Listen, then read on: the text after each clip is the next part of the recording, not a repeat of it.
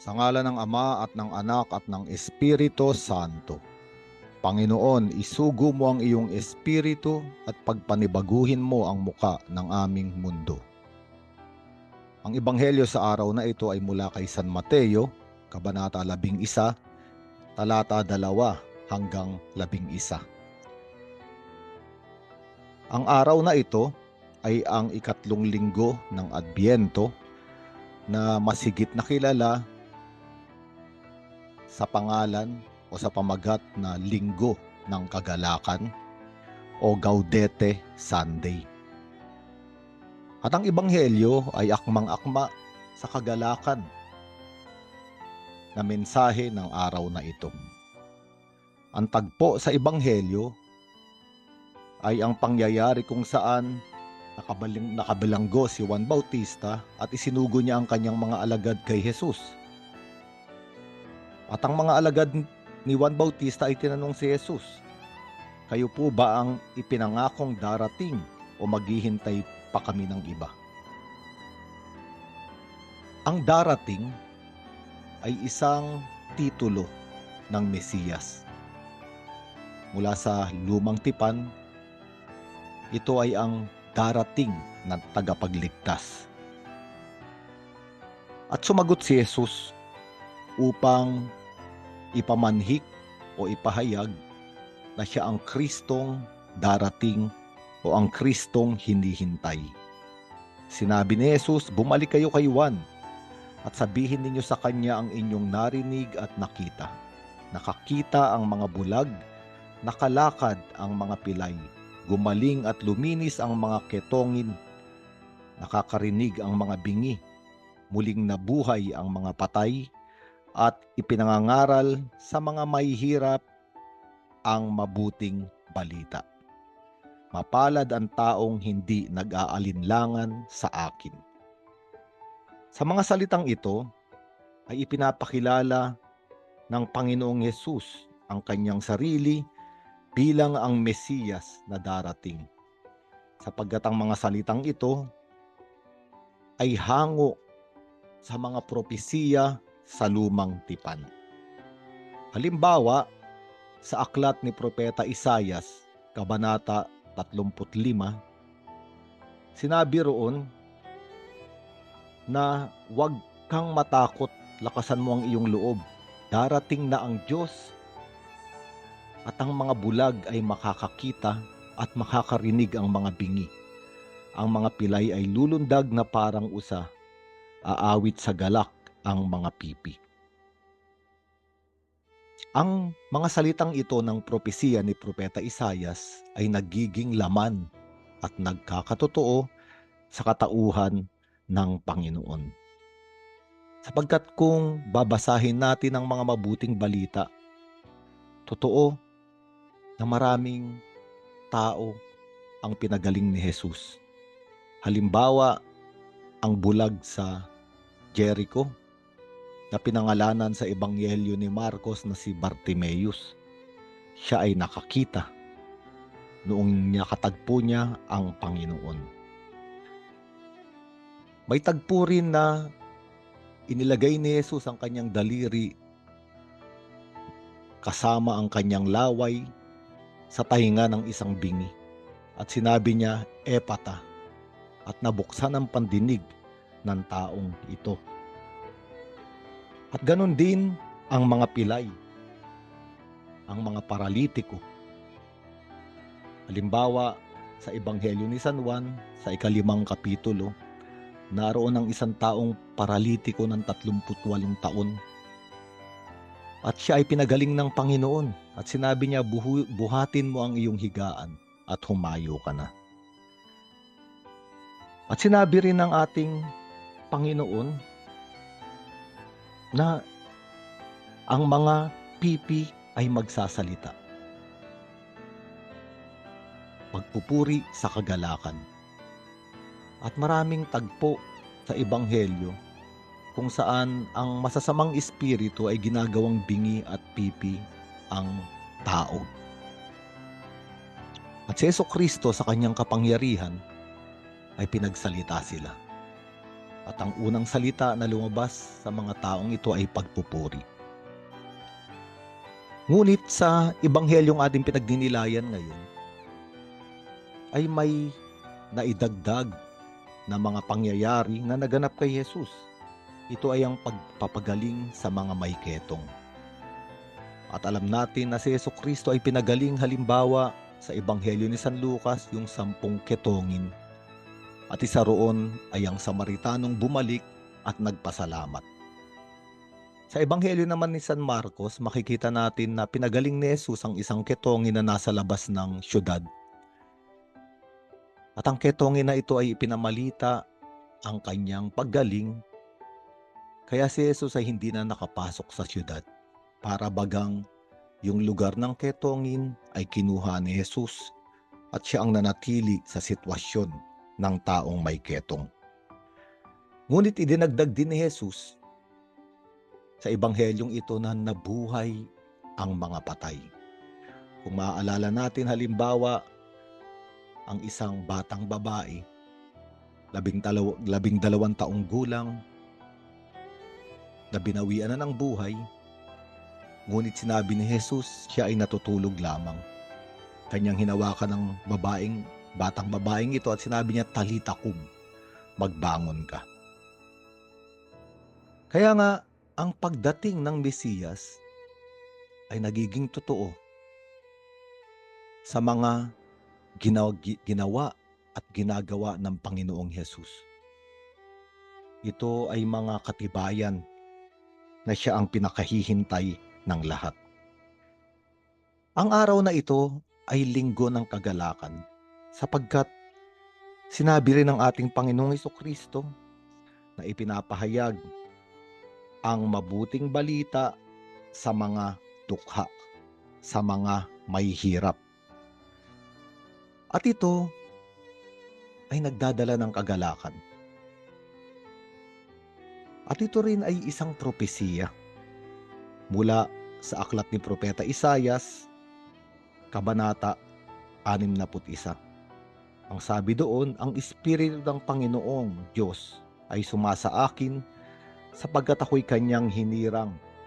Sinugo niya ako upang dalhin ang mabuting balita sa mga inaapi, upang pagalingin ang mga sugatang puso, upang ipahayag sa mga bihag at sa mga bilanggo na sila'y lalaya. Sinugo niya ako upang ipahayag na darating na ang panahon ng pagliligtas ng Panginoon. Sinugo niya ako upang aliwin ang mga nagluluksa, upang pasayahin ang mga tumatangis, kaligayahan sa halip na bigyan ng kapighatian, awit ng kagalakan sa halip na kalungkutan. At maluluwalhati ang Diyos sa kanilang mga gawa." Isang napakagandang propesiya na binibigyan diin ng ating Panginoong Jesucristo ngayon, ang pagpapahayag ng mabuting balita sa mga dukha.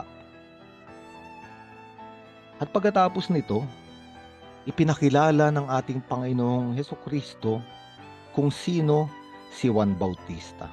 Ang sabi niya, "Bakit ba kayo nagpunta sa ilang? Ano ang nais ninyong makita? Isa bang tambo na hinihipa ng hangin? Bakit kayo pumunta sa ilang? Para makita ang isang taong may mamahaling kasuotan? Ang mga nagdaramit na ganyan ay nasa palasyo ng mga hari. Ano nga ba ang nais niyong makita sa ilang? Isang propeta." Oo, si Juan Bautista, ayon sa salita ng Panginoong Hesus, ay ang propeta na nasa ilang.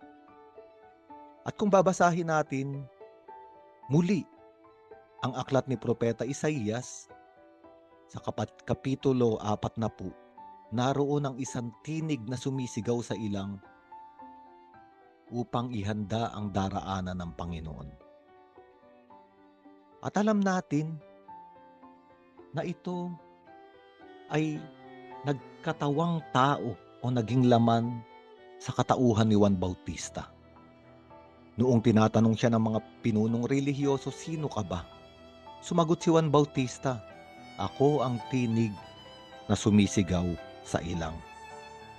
At napakaganda sapagkat ang ilang ay isang lugar ng Mesiyas. Ang ilang ay isang lugar at daraanan ng pagliligtas. Dito dumaan ang mga Israelita bago pumasok sa lupang pangako. At nung maitapon sa Babylonia ang mga taga-Huda, ang kanilang pagbabalik ay paglalakbay din sa ilang. Kung babalikan natin ang aklat ni Propeta Isaias, Kapitulo 35, sinasabi roon na ang tigang na lupa, ang napabayaang lupa, ang tuyong disyerto ay mamumulaklak, mamumukadkad katulad ng rosas.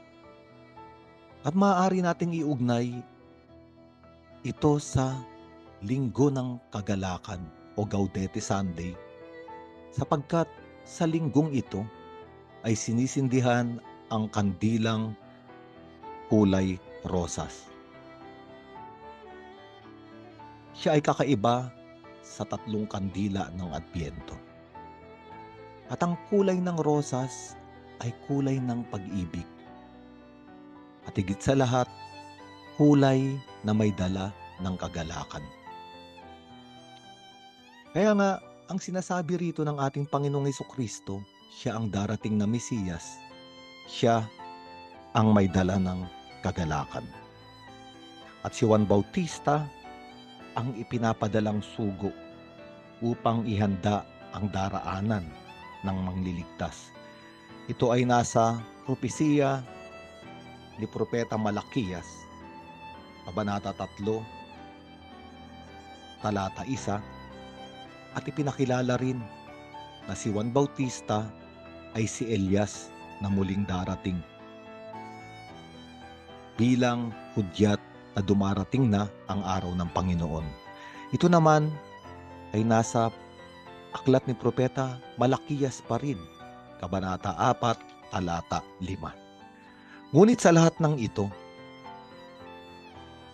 nakikita natin at napagninilayan natin na ang kasulatan ay nangyayari. Nangyari na sa katauhan ng Panginoong Hesus. Sapagkat totoo, dumating siya upang padilatin ang bulag, palakarin ang pilay, bigyan ng pandinig ang pipi, linisin ang may mga ketong, buhayin ang mga patay, at ipahayag ang kagalakan ng mabuting balita sa mga dukha. At sino ba ang mga dukha? Sinabi sa aklat ni Propeta Isaias, ang mga dukha ay ang mga inaapi at ang may mga sugatang puso. Ang mabuting balitang ito ay kagalakan para sa ating lahat, sapagkat maaring tayo ay may sugatang puso, sapagkat tayo ay ibinaba, tayo ay hinamak, o maaring hindi tayo nakatanggap ng pag-ibig.